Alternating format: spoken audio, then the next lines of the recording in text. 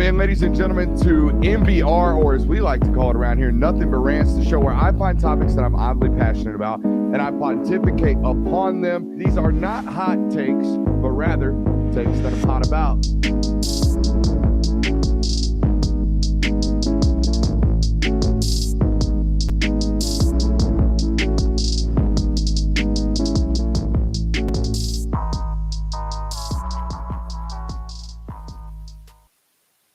You have to identify your best players before you identify your best plays. It sounds simple enough, but that's ultimately the goal of spring practice. That's what spring practice is all about. It is not about harvesting your best plays for your playbook. It is about identifying the best talents on your roster. This is a new strategy, by the way, ladies and gentlemen, for the University of Georgia this spring. If you recall, in 2020, there was no spring practice. Shouts out COVID. In 2021, Todd Monken's really first true spring as the University of Georgia offensive coordinator, trying to develop a little bit more continuity. Spring of 2022, returning starting quarterback, returning defending national title winning football team with a lot of keynote pieces. Third year of an offensive coordinator, really adding on and building to an automatic or an already built-in playbook and a built-in culture and a built-in mindset around a offense.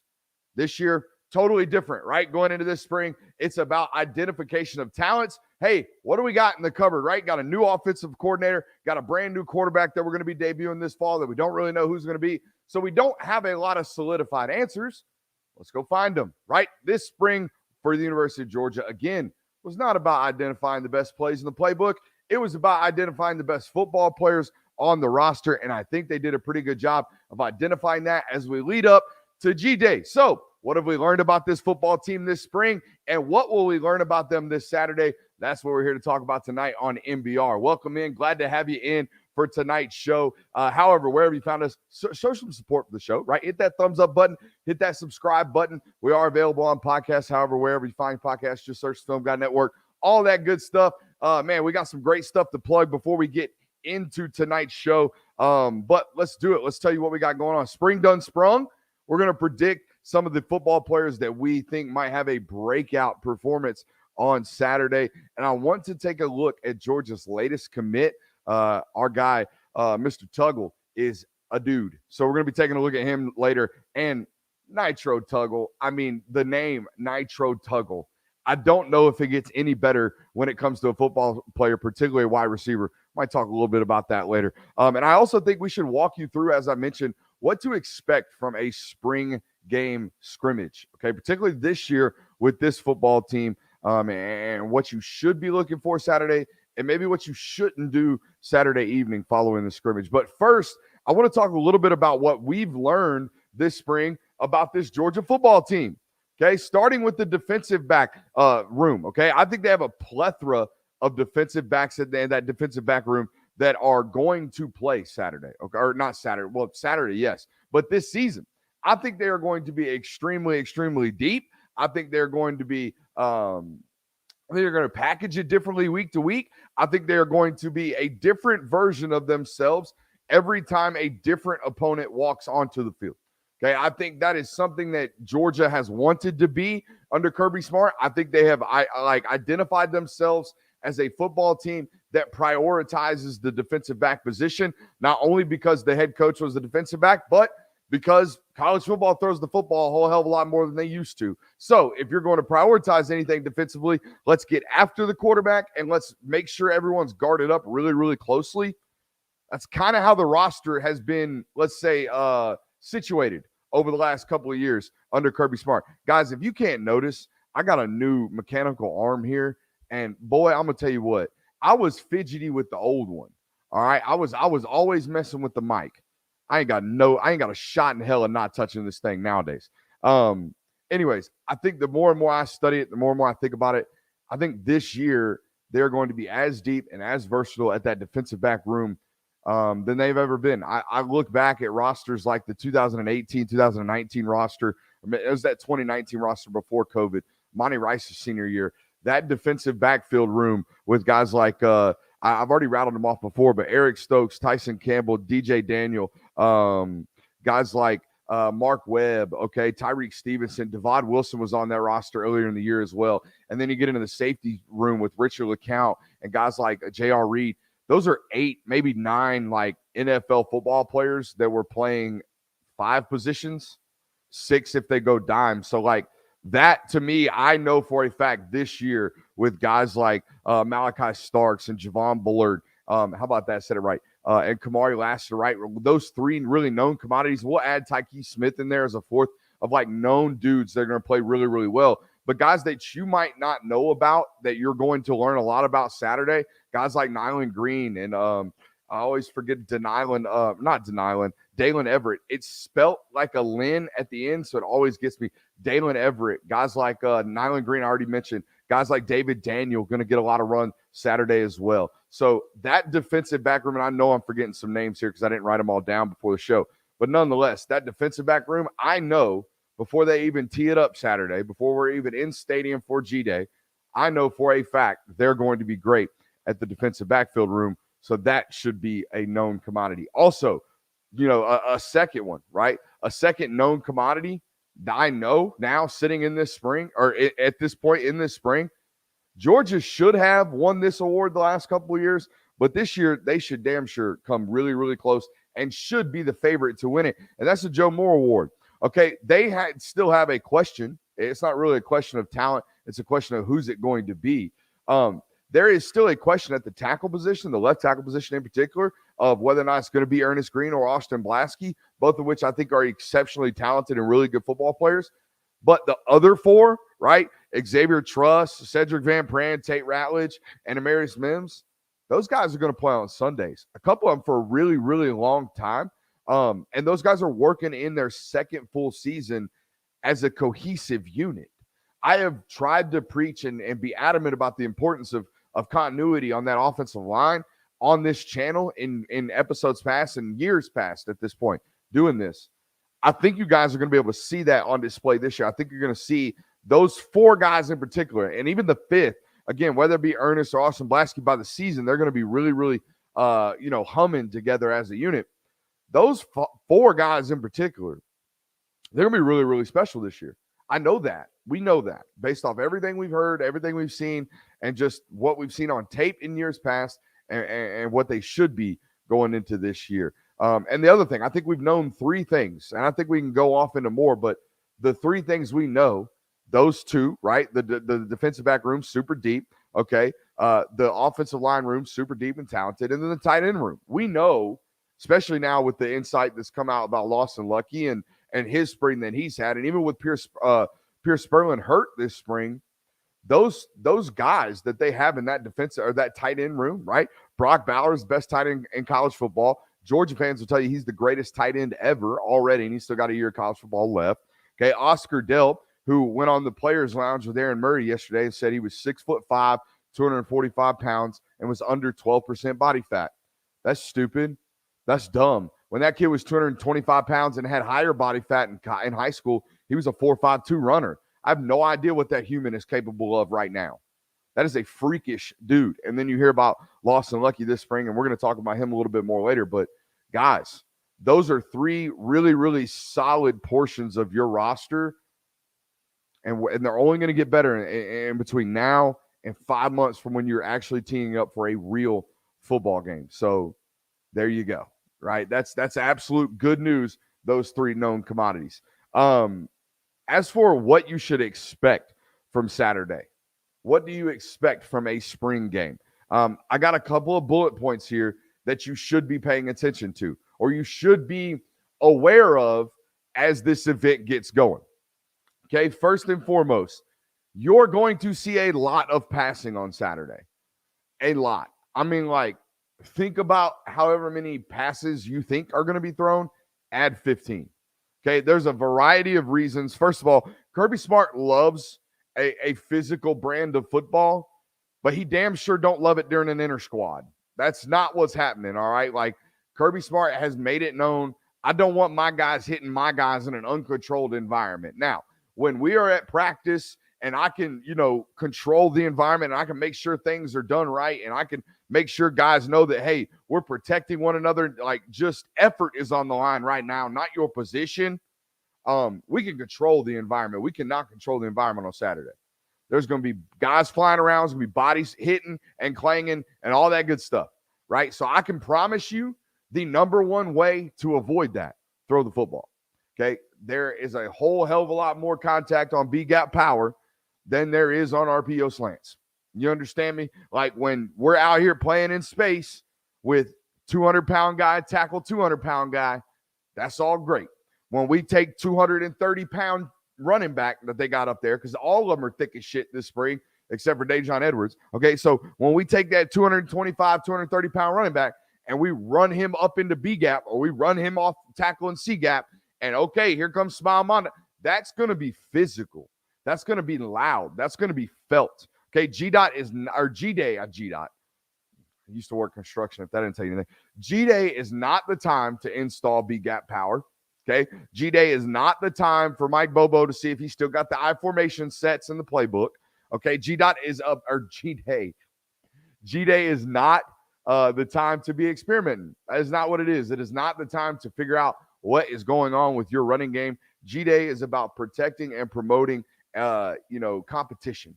Okay, and doing that in the most safest way, and the most safest way to do that is to throw the football. So expect a lot of passing on Saturday, and expect no clear signs of any clarity whatsoever at the quarterback position. Okay, I've been very adamant about this on this network. We have been very serious about the fact that this spring you will hear nothing but there is a quarterback battle, because there is a quarterback battle. All right, and they are going to carry this quarterback battle into the fall. All right, you know why? Because the portal dates open up in like 4 days. Okay, I'm not quick enough. I think it's 96 hours the portal opens. All right, I was about to say I'm not good enough to do that math, but I think I just did it. 96 hours the portal opens, boys and girls. Okay, so you know what you don't want either quarterback or any quarterback in that room thinking, I ain't got a shot in hell come September. So don't let them think it. So that means Carson Beck or whoever runs out with the first unit, and then them Sun Guns change jerseys and they flop teams, right? You give Carson Beck reps with the ones, just like you give Brock Vandegrift reps with the ones. That way, no competing camp this spring can leave saying, well, son, they didn't even, because that's normally who it is parents, uncles, aunts, whatever, whoever's in the ear of the kid. 9 times out of 10, the kid's the last one to say, I want to quit and leave. It's always the parent first in my experience of this. So let's just talk hypothetically. Son, they gave so-and-so, they let him run out with all the ones. They made you take reps behind the second offensive line unit. Son, they gave him all his reps against the ones units. You took yours against the twos. They made it harder on him. They gave him the actual competition. They didn't give it to you. Son, you took 65 reps. That guy took 72 this week. Son, you did, like, you see what I'm saying? Like, there cannot be any of that this spring. There could not have been any of that this spring. There hasn't been any of that this spring. Every person I've talked to in that building has said, I don't know. I don't know who the quarterback is. Now, that's when they're in the building. When they walk out, they might give you their truer thoughts, right? Particularly again, that roster, that coaching roster, that coaching staff has been cycled out. There are more movements in that building and around that building than you think of. And the people in the building are like, woohoo, both of them, great. People outside the building like, I don't know, I kind of favor this guy to win that job, right? And if you wonder who that is, patreon.com/Brooks Austin. What a plug from the boy. So a lot of passing Saturday, no clear continuation of the lack of clarity around the quarterback position. Expect it, be ready for it, all that good stuff. Also, be extremely ready for some irrationality to pop up on Saturday. All right.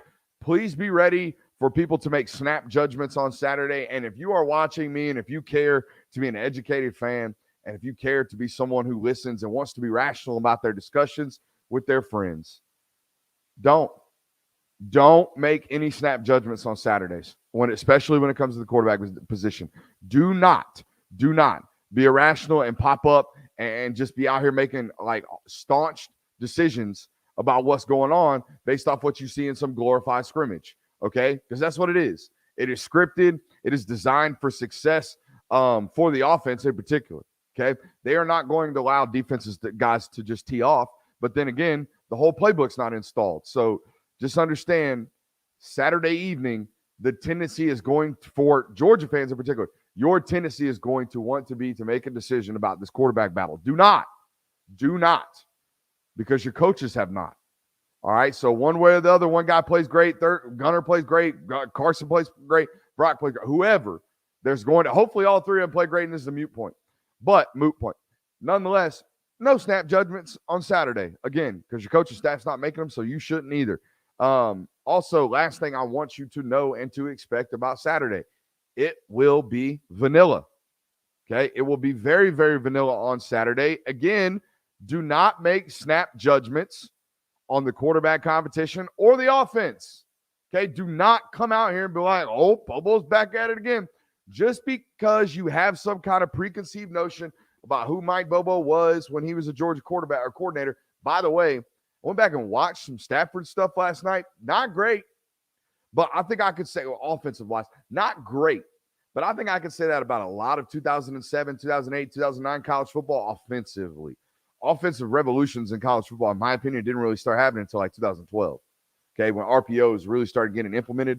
That's why if you watch that 2007 Matt Stafford stuff, okay, that we put out on Twitter yesterday, and then go watch some Aaron Murray stuff, you're like, damn, Murray's offense is actually like modern. Like their passing concepts are really elite. Their run mesh concepts are really, they're manipulating linebackers on the second level with just basic handoffs and alignment stuff. Same coordinator, just football had evolved a little bit, right? So those are the very important things to know about Saturday. At most programs, you keep things vanilla because you don't want to overload your players with information, right? You have a lot of new players coming in and out. You got new signees, guys that might have just gotten on campus. You got guys that are transferring in, yada, yada, yada, at most programs, okay? 9 times out of 10, the spring at most programs, 35% of that roster is brand new to that program. So what are you doing? Your offensive installing, your defensive installing, your cultural install. That's what you're doing that spring. At Georgia, that is not it. At Georgia, okay, you're vanilla because you don't want to show everyone in the world what the mastermind's up to. That's just like Alabama. That's just like Ohio State. That's just like USC. When you are one of these programs that people look up to, not only look up to, but look to steal from, you don't do shit on Saturday. You don't do nothing that y'all did not install Monday practice 1. That's it. And I don't care if the defense knows it. I don't care if y'all come out and y'all look like y'all cannot score. That's fine. Don't show nobody nothing. Because come fall, Georgia's going to have an advantage in the sense that they got something new. Now, it might be the same system. It might be the same, but there's going to be tweaks. And if you show any of those tweaks this week, they no longer become tweaks. They become who you are. Because the first thing that one of your actual real opponents on your schedule, not the first 4 games are what they are. The first real opponent on your football schedule is going to study your G-Day game. They're going to look at what you did, and hopefully they can't find shit about who you are from that. You might find out who you are at your core. They're not going to find out the finished product. There's no way because you're not going to give it to them, right? So expect things to be vanilla Saturday, and don't be hasty about your responses towards such vanillaness. All right? I want to give a quick shout out to the Players Lounge and Creatures Comforts. We are going to do a live show, live from Creatures Comforts. Don't know when we're going to start that, but the event opens at 11. So if you're going to be in town Saturday, all right, Saturday, G-Day, April 15th, if you're going to be in town, your butt better be at Creature Comforts 11 o'clock when them doors open, okay? Because not only are tickets free, but with your ticket, with your entry, you get a free beer. So let me just explain something to you goofballs listening, all right? You get a free ticket, free entry, you get a free beer, all right? And you get free entertainment from yours truly. Now, I don't want to make any promises. I'm not overselling and under-delivering. But I've been told I'm going to have access to multiple of your former favorite Bulldogs, and we going to put their butts on the board, and we going to get to watch. We're going to get to talk. We're going to get to hang out. All right, we're going to do some live Q&A as well. It's going to be a very, very good time, and it's free. So come on out. Okay, the link is in the description of the YouTube video. I'll put it in there after the show tonight. So if you're watching us live, just hit that refresh button when things close. I'll make sure it's the first thing I add into the comments. Okay.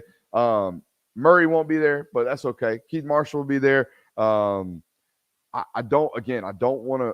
Chris, I've been promised Chris Smith. All right, I'm going to tell you that right now. I have been promised that Chris Smith and I will be able to watch some football. If you want to do that, watch two football minds, one of which played it and was like the Nagurski Award should have been winner. If you want to watch us, stand up by that fancy board, circle some fancy football players, and get after it and grind some tape. We'll see you at Creature Comforts Saturday. All right, so see you there. If you can't make it, I'm sorry. We'll probably have some type of game day events this fall, depending on how things go this spring. I've been told there's already a couple hundred people signed up. So if you want to have a good time, we'll see you out there. All right. Shouts out to the Players Lounge. And also, shouts out to Patreon. If you're not, patreon.com/Brooks Austin, you should subscribe. I don't know why you wouldn't be. I would have a hard time telling my friends, yeah, man, I'm a dog fan, and not subscribing to Brooks Austin's Patreon. That would be hard for me to believe. It would be really, really hard for me to believe. I would have to question your dedication to the grind that is the dog fandom. Just kidding. You don't have to be subscribed, but you should be. Let's get it. Let's talk a little bit about a segment I call it Spring Done Sprung. Our producer, Kirby, put in here, what was it? Jack in the Box. I'm not a Jack in the Box guy. I mean, I know the whole idea, what he was doing. He's like, guys are going to pop out and like, it's a literal Jack in the Box. Hey, Spring Done Sprung. Right? Spring practice is here, and some folks done sprung up on the board. That's what we got. Spring done sprung. Let's talk about some of these guys that we expect to pop on Saturday. First of all, Roderick Robinson. Why? Why Roderick Robinson? Actually, I want to go back before we get into these.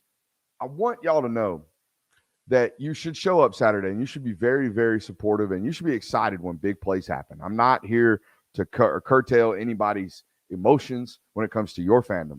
But every G Day, there is a football player, most likely young, that pops and just, I mean, he sprung out. He's just here, right? In 2020, we didn't really have a spring, like I told you, Kobe. In 2021, A.D. Mitchell, true freshman, just has a damn game, right? And then in 2022, it's Avery Gilbert. Avery Gilbert, I believe, had 2 receptions and a touchdown in last year's spring game that matched his season totals. All right, y'all know the story of A.D. Mitchell. Great moments, awesome moments, gone. All right, so the names we're about to say, whatever happens Saturday, if they pop off, that's great. Brooks predicted it. That's awesome. Whoever has a great day on Saturday, it obviously at the University of Georgia does not mean a hill of beans. This does not mean you are guaranteed Georgia lore. All right, this just means you had a great spring game, and there are probably reasons as to why. Like A.D. Mitchell in 2021, the reason he had a great spring game was because they didn't have any wide receivers. They had nobody. It was all him. He was getting all the reps at X. Okay, if you remember, that was the spring George was hurt. So they had nobody. Jermaine Burton got hurt that spring too. They had nobody at the receiver position. So a lot of it is by nature, by design. Avery Gilbert, same thing. Last spring, if you remember, Darnell had a foot injury. Brock Bowers was out with a shoulder injury. No tight ends. Avery Gilbert goes on to have a great G-Day. That's awesome. We're predicting these guys to have good days here in a minute, but just understand, like this segment, it don't really mean a whole hill of beans, right? I don't think that's the saying. I think it doesn't mean a hill of beans. Not whatever. Roger Robinson. Okay. Couple of reasons I just laid out, right? Just like the tight ends positions last year, real banged up, just like their wide receiver position a couple of years ago, real banged up. The running back room is just like pooped out. They are just exhausted. I've been told that Daijun Edwards is back to practice and back to a full participant. I don't know if that means he'll be a full participant on Saturday. And even if he was fully healthy, I don't expect them to give him a bunch of run. I really don't. I think they kind of know who Daijun Edwards is. He's been there 3 years, 3.5 years. They know exactly who that football player is. No need to give him a ton of run on Saturday. Kendall Milton, obviously out. Branson Robinson, already on everyone's radar with what he did last fall as a true freshman. So that being said, I think you're going to notice Saturday something about Roger Robinson that the Georgia staff, I'm told, noticed very quickly when he got on campus. That dude's a whole lot juicier than a lot of people think. It was the reason why he made our list as a my guy. He was number 5, like the bottom of the my guys list. I was very nervous about putting him in, but it was a you have to based off senior tape. And that's what I noticed. It was like everyone's talked about this dude from San Diego as this big bruising back. And he is big as shit. He is 6'1". He is 230 pounds. He is a thick, grown man at 18 years old. He is a very large individual. But that dude can go. Like, he's got some juice. He's got some run away from you quickly type of athleticism that a lot of people didn't pick up in the eval. You had to really, really search deep to understand that, he's got some within a box twitch. And I think that's going to be something that like really stands out on Saturday. Despite the fact that I told you earlier, I don't think they get a bunch of touches. Okay. So I do think Roger Robinson, a name that we're probably going to see have a good day on Saturday and with a decent amount of opportunities based off the room, like we told you. Jonel Aguero, look, I don't know if he's going to make a play on Saturday. And when I say make a play, I mean a flash play. Okay. But that's all the tape was. If you watch Jonel Aguero tape, and I know their highlights, but you know what especially if you've been around here, you know the difference I'm talking about right now between he made a great highlight play and he made a flash play. A flash play is a play in which we do not need you circled on huddle. We do not need you identified on the tape. It pops. It's right there. Boom. He flashed right across the screen. Pow. Explosions. Fireworks. Gazoongas. Right? That's the type of stuff that Jonel Aguero does on the football field. I expect you to see him do that on Saturday, but I'm expecting him to pop. I'm expecting you to be surprised by him if you're paying attention and paying attention closely like we do here. Pay attention where Jonel Aguero's lined up on Saturday and how many different spots he lines up in. I think he's going to play star. I think he's going to play safety. I think he's going to play left, right safety. He's going to play field safety, boundary safety. I think he's going to do a lot of things in his time at the University of Georgia, and it starts on Saturday, and I'm excited for you guys to see that. Again, that is the definition of a flash player. And if you've read Dogs Daily, this last name on our list of Spring Done Sprung is Lawson Lucky. He's had a tremendous spring. He's been balling out, and he's been doing it all despite the fact that he's like kind of little. And when I say that, he's 6'3 3/4, maybe 6'4", 225 pounds. By all imaginations, that is a large human being. Right? I mean, for Christ's sakes, Brooks, listen to what you just described. 6 foot, almost 4, 225 pounds. That's a big dude. Okay, that is a big dude. But I'm also here to tell you that, like, let me share my screen right quick. Shouts out to Tony Walsh and the folks at the University of Georgia Athletics Association. Guys, this is a football player that we've done nothing but rave about this spring. Sources have done nothing but rave about all spring. And guys, look at him. I mean, this is a player that just got to college, and you can tell. This is not a huge individual. This is not a fully formed athlete. This is a guy that's only going to get a tremendous amount better over the next couple of years. He's going to get bigger. He's going to get taller. He's going to get faster. He's going to get stronger. Everything about that eval, everything about the intel we are getting right now, only going to get better. That's terrifying. That's absolutely terrifying. And I expect you to see him have an absolute game Saturday, okay, and kind of be used as he's been used this spring. I think they have asked and not necessarily asked, but more so demanded that that Oscar Delp like pick up where Darnell left off and where before him John Fitzpatrick left off and where before him Charlie Warner left off. The University of Georgia has had an absolute like dog at the end of line or in line, as some people say it. I call it end of line. Some people say in line because they're actually in the line of scrimmage. I call it end of line because tight ends line up end of the line of scrimmage. Just some football grammatical talk here for you. He is next in line to be the inline guy. And they need one bad. It's the way that they continue to evolve as a 12-personnel football team. It's the way they continue to attack teams through multiplicity. Okay, you listen to teams talk about wanting to be multiple all the time. Georgia is one of the very few teams in actual college football that can do it, can legitimately be multiple. And it's because of their abilities to play a blocking tight end and a mismatch tight end. Brock Bowers, not a blocking tight end. You don't want him to be. You always want him to be the mismatch tight end. They have needed Oscar Delp to step up this spring, and he 100% has. So shouts out to him. Got some position battles that I want to watch really, really closely as well on Saturday. Corner, obvious. We, again, know Kamari Lassiter. How many different guys are they rotating? Where are they at? How is the rotation started? Where do we get any sign or semblance of where they rank? Because, I mean, right now it's sounded like a Nyland Green, Dalen Everett, A.J. Harris, Julian Humphrey, okay, Smoke Bowie, all of them. It sounds like all of them are competing and playing really well at that corner spot opposite of Kamari, but we know there can only be one. And at most, there can only be two. But in reality, there's really only one that's going to play that corner spot opposite of Kamari Lassiter. So Saturday goes a long way into figuring that out. We've already told you, going to throw it a bunch on Saturday. Corners, be ready. Heads on a swivel. Big week for you guys this week, not only in practice, but obviously G-Day. You're watching tackle. You're watching offensive tackle. I was watching Ernest last spring. I thought Ernest Green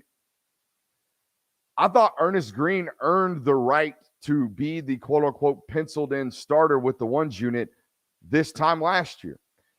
The very first impression that Georgia had of this guy was that he is going to be one of our next ones at the tackle position. Well, then you go into the fall and into the summer, or the end of the summer and into the fall, and he develops a back issue and doesn't really get to practice all fall last fall. Well, he's been competing head-to-head with Austin Blaske this spring, and we're going to see what it looks like on Saturday. I expect Ernest to play the best version of himself he has all camp, because one thing I know about football players like Ernest, as opposed to football players like Austin, who we're going to talk about in a second, football players like Ernest are lights on guys. When the lights come on, I'm the best version of myself. Austin Blaske is not afforded that opportunity. Austin Blaske has been a guy that his entire life, football-wise, in college, has been, I have to be the best version of myself every single day. Every single day. So you're not going to get anything different than what you saw all week, or all month, rather, Stacey Searles, from Austin Blaske. Apparently it's Blaske, not Blaske. For some reason, my brain throws an H in there. Austin Blaske ain't going to change nothing. You ain't going to get nothing different than from what you got from him all spring. Ernest, you might get a gamer's mentality out of him, and what does that look like? I'll tell you right now, at right tackle last spring with the twos, he looked like a starter. That's what he looked like to me. He looked like an SEC caliber tackle going against Michael Williams, who is an SEC caliber defensive end. So we'll see. We will get a very clear look and clear picture of that offensive tackle this Saturday. The other thing I'm very interested to see, and I don't really know yet what they're going to do, Micah Morris is 1,000% one of the best 5 offensive linemen that Georgia has. Okay? That does not mean he is going to start this fall. And, in fact, without an injury, it doesn't look like he will start this fall. Okay? But how in the hell did they get that big old dude onto the field? They got to. And with the ones unit, by the way, like, they have got to get that guy on the field this fall on Saturdays. No ifs, ands, or buts about it, because he's that good. So is he able to play left and right guard? Are you going to rep him at both on Saturday? Do you try to maybe move him out to tackle just to experiment with it?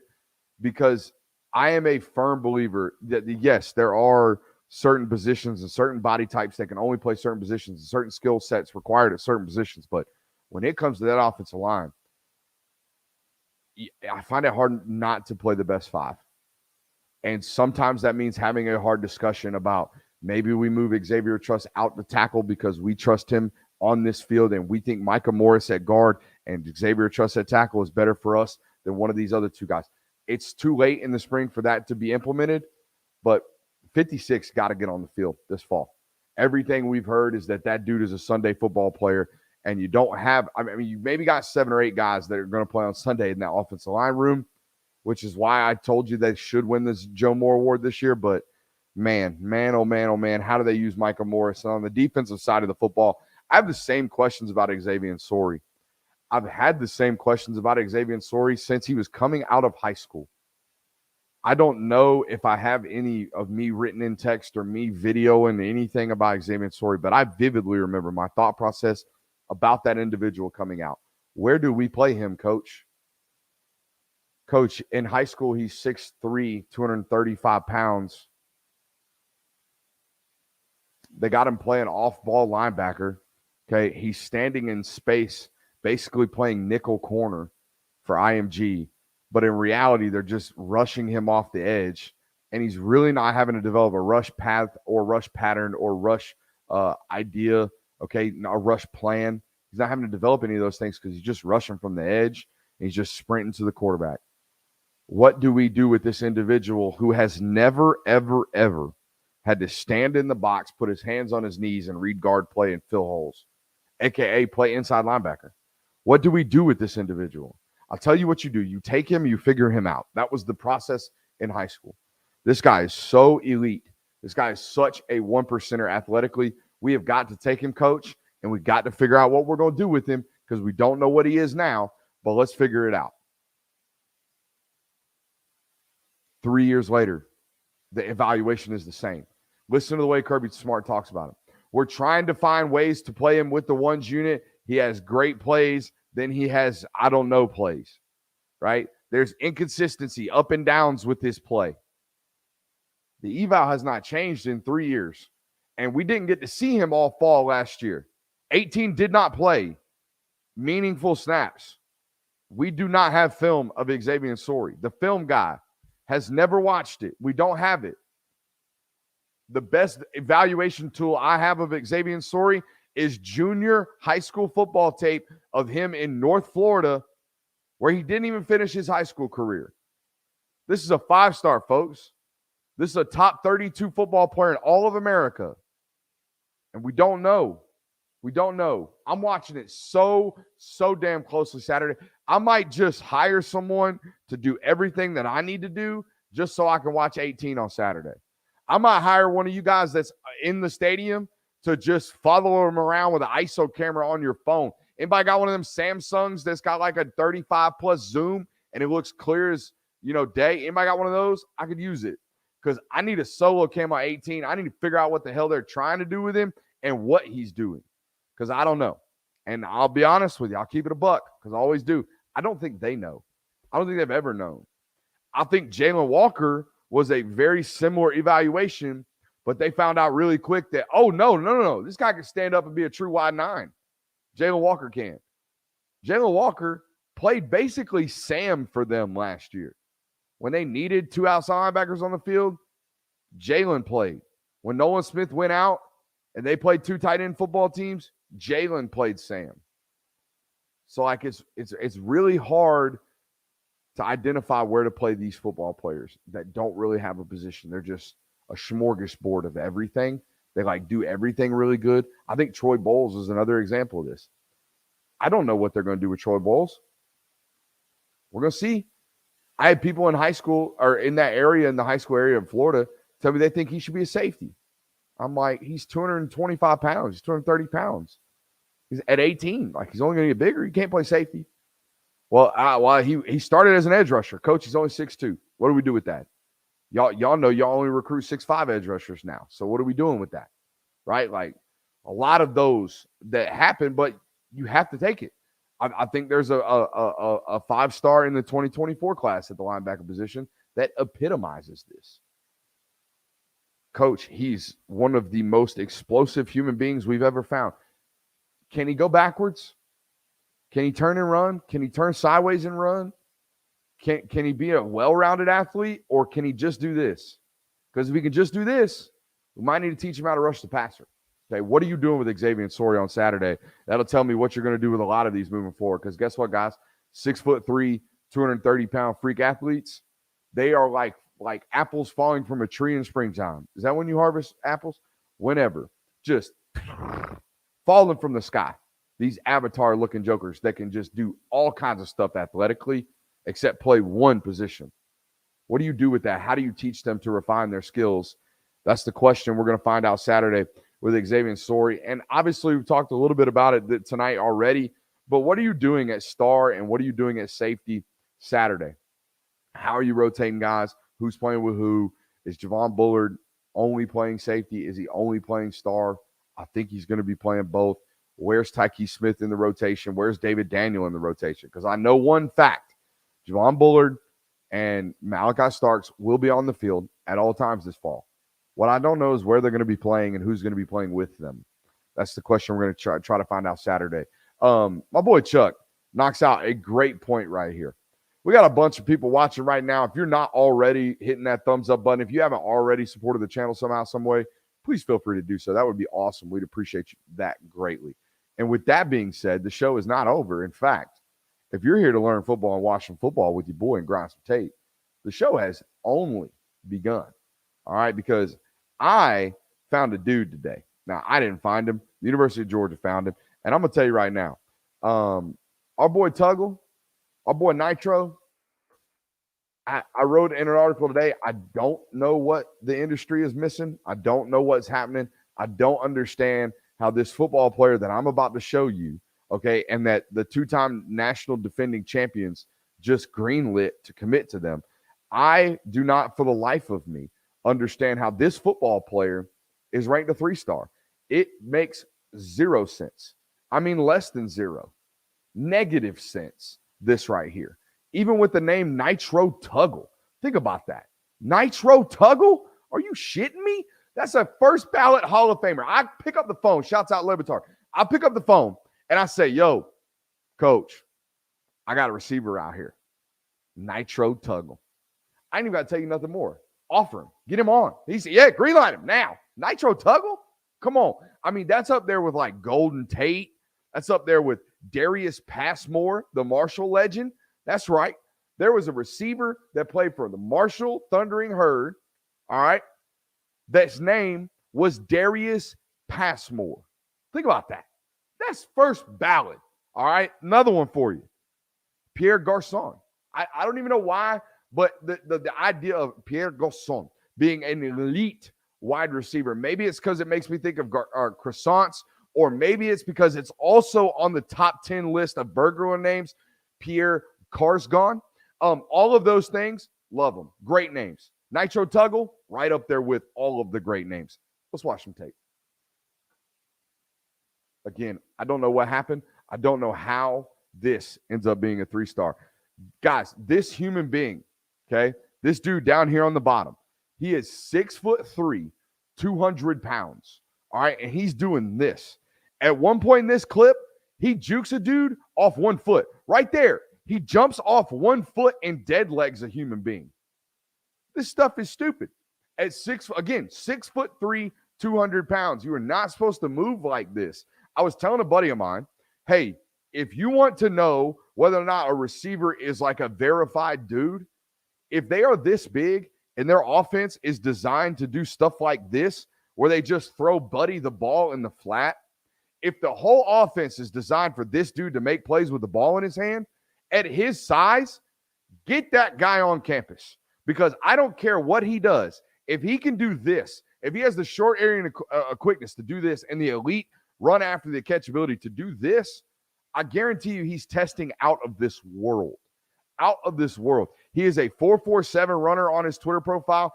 I don't know how much of that is truly like verifiable data, but I see it on tape. He's a smooth, electric runner, okay? And he high points too, guys. So in just a matter of 3 or 4 clips, we've shown you this dude taking it 70 off of a screen pass. We've shown you him dunking on a kid, all right? And we've shown you here in a second of his ability to control his body in the air. It's just great ball control there. I think there are some things to clean up, and we'll talk about them here in a second. But, dude, you stealing balls, as our boy Turner in the Discord said today, you stealing balls from your teammates off kickoff, you got that dog in you. When you want to come out here and make plays like this on Friday night, you got that dog in you. There is a willingness to score for this individual that I think should be notified. Like, you should pay attention when stuff like this goes on film, where not only is he defying angles that he shouldn't, okay, like this right here, all of these guys, every single him, for damn sure, all of these dudes should be able to beat him to the point right here. Especially this guy right here. He's got all the angle in the world. He's got all the built-up speed, momentum. He should be able to catch that guy. when you see him running away from Timmy and Tyler right here from Indiana, it's fine. It's fine that he's cutting backfield, reverse field. The dude is going to translate if he's doing it like that. All right. If he's not just running in a straight line, running away from people. If he's toying with folks, that stuff's going to translate. The speed's going to translate.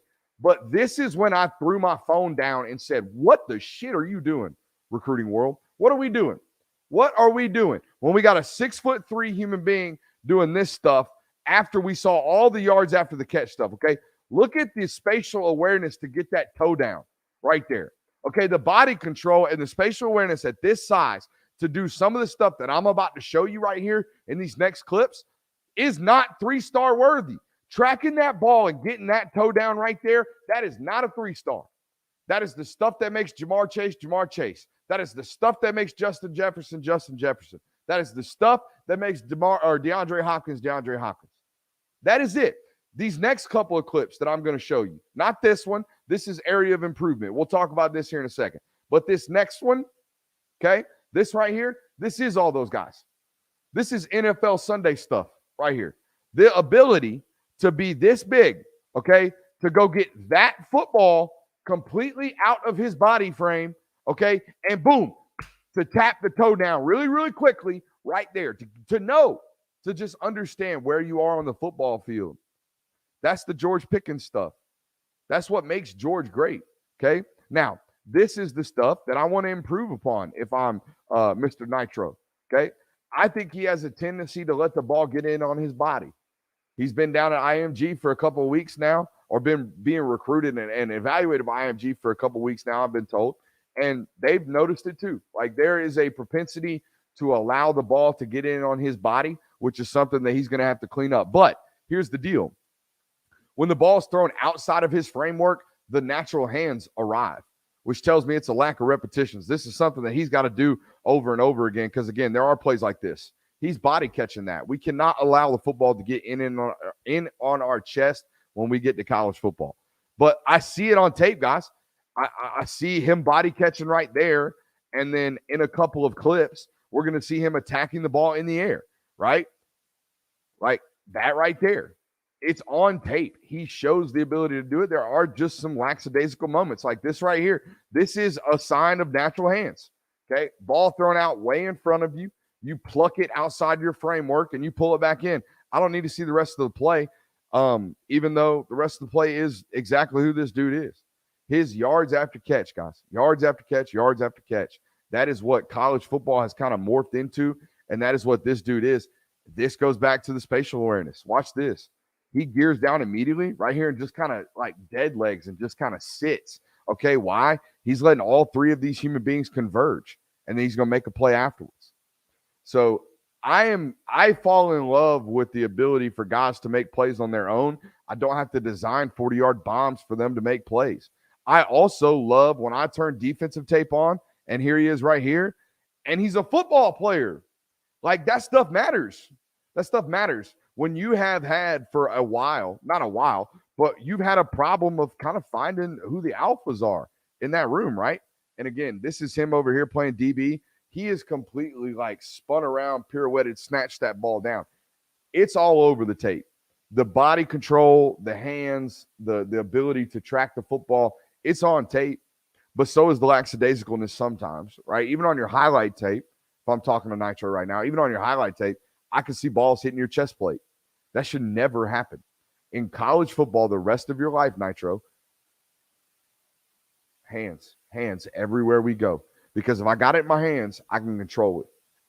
It's mine. It's now mine. Okay, you are not taking it from me.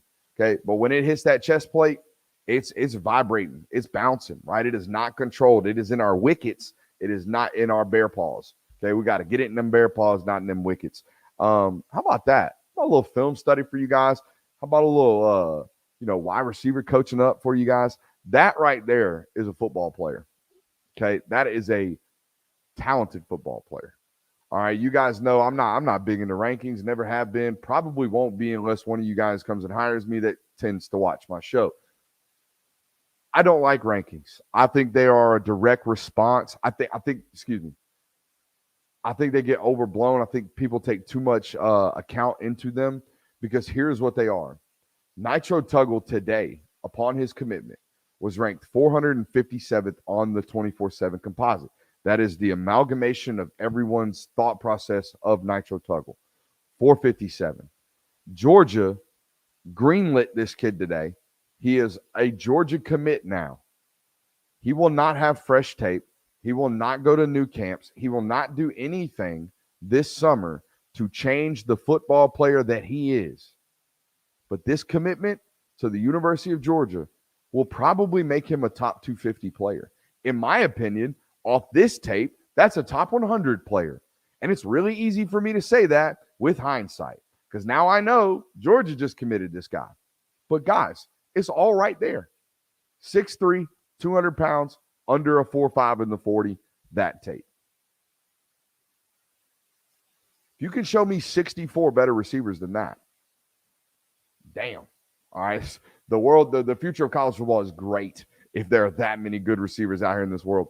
I texted a buddy of mine up in that building today that always gives me great quotes, particularly when I ask him questions and phrase them the way that I did today. I said, hey, bud, y'all out here landing them 3-star receivers again. What you got to say about that? What you got to say about Georgia at dog 5-6-7 in my Minchies, talking about, oh, there we go, can't land the big 5-star receivers. We got to go land these 3 stars. What did this guy do to be a Georgia commit? And the response I got was hysterical, right? The response I got was, he's just a good football player. Just to be damn good. That's what he did. So if you guys haven't figured out, ever since COVID kind of like restricted their access to have kids on campus, I don't think there's anything they value more than what you do on campus, in camp for them as a recruit. You want to play at Georgia? Go do as Jacoby White did. You want to play at Georgia? Go do what Malachi Tolliver did. Malachi Tolliver won that position room over. Malachi Tolliver went up, camped, and the offensive line coach and GA and the head coach was like, that's a Georgia guy. Get him on. Jacoby White went up there 7-on-7, balled out. That's the Georgia guy. Get him on. That's all you got to do nowadays. You go up to camp, you ball out, you will be a Georgia football player. Ja'Cory Thomas, I know he hasn't like resulted in on-field playing time yet because he's still young, and we don't talk about him a lot in the defensive back room because he's still young. Ja'Cory Thomas is a byproduct of this. He came up to camp. He dominated camp. Will Muschamp fell in love with him. He's a Georgia football player. Same thing probably happened here. This dude came to camp, balled out. He's a Georgia football player. Yazeed Haynes came to camp, could not be guarded. He will not be guarded at some point at the University of Georgia. When he puts weight on, that dude's going to ball. 3-star. They found him at camp. I don't know about you guys, but I would imagine the college programs whose life and livelihood is dependent upon the players that they select being successful, I would imagine those guys probably know a little bit of something about what they're doing when it comes to scouting purposes and a scouting background and evaluating talent. All right, so again, not to be anti-ratings guy, but you watch.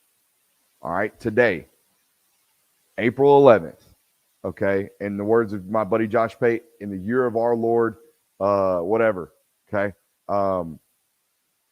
this dude is not going to be the 457th best player in the country by the end of the ranking systems. So there you go. Neither was Darius Smith. Neither was Ladd McConkey. Neither was Dylan Bell. When Dylan Bell committed to Georgia, he was a 3-star. Neither was Darius Smith. I think Darius Smith, when he committed to Georgia, he was outside the top 500. He ended up inside the top 150. It ain't the Georgia bump. It's everybody catching up to Georgia. It's everybody catching up to Bama. It's not the Bama bump. It's everybody catching up to their scouting departments. Okay? So again, Brooks, he's only ranked such and such. Don't bring me that. Don't bring me that. All right? Trust your 2-time defending national championship head coach every once in a while. Kirby signing them 3 stars. Can we talk a little bit before we leave about my Pierre's Cars Gone joke? I thought it was mediocre. I also think when I write jokes, they're shit. They're just absolutely bad. They don't get delivered well. Whereas, like, if I'm off the cuff and a little bit more ad-libby with the jokes, sometimes they seem to be a little bit more funny. But whatever. Love you. See you Thursday. Q&A. Y'all better bring it. I'm serious. Hit that thumbs up button on your